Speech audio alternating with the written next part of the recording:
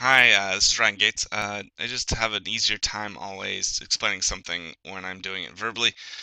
So I figured I'd do a presentation and also explain verbally what I learned from the foam blocks. When you have a central load, I drew it this way. I'm not sure why, but when you have a central load pushing on the middle of it, the ends bend up, and then on the top side of it, the compression it squeezes on the top side closer together, and this is due to in the middle it's squishing together the material.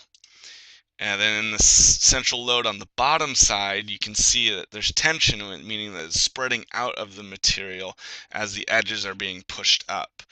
So it's a stretch of that material. When I did that, the lines got farther apart, and then on the top view, the lines got closer as I bent the edges up to simulate a load in the center pushing down on the material.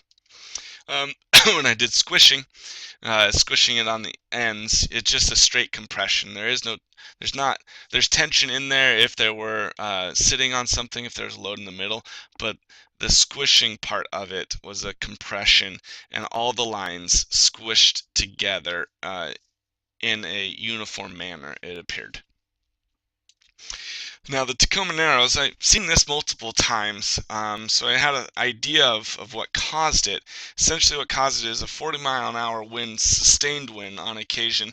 Um, it's in the Narrows itself was a major problem of the back and forth rocking nature.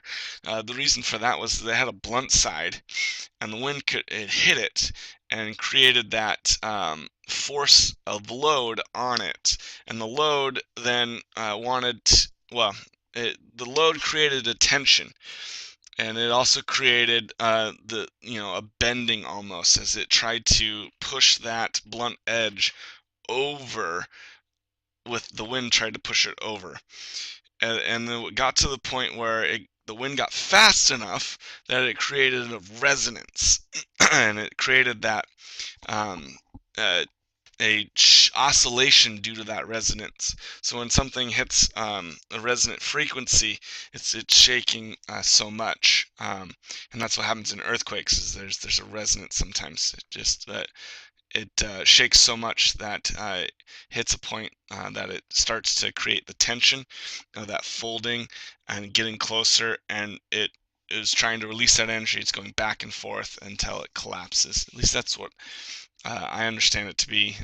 There is obviously some compression as the tension happens on the top side of it.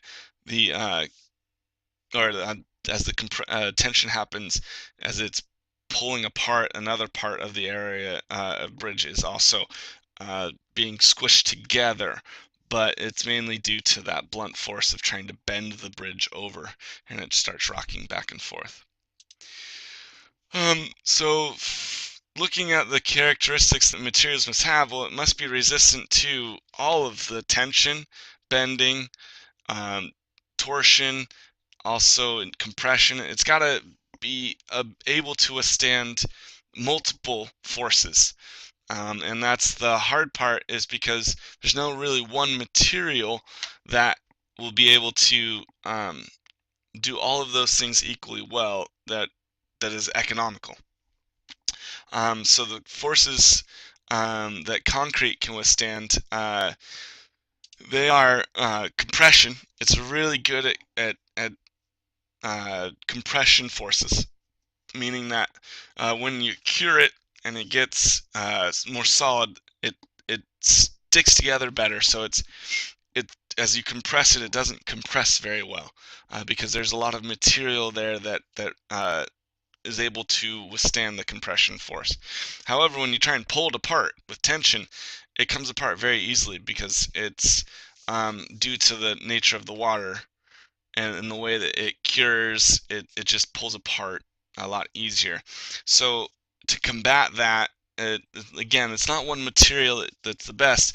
They put in the rebar, and that's why you see rebar so often, is because if it has to withstand a tension load, then rebar needs to be put in place, or else it would just pull apart easier than if it were not rebarred or reinforced with rebar.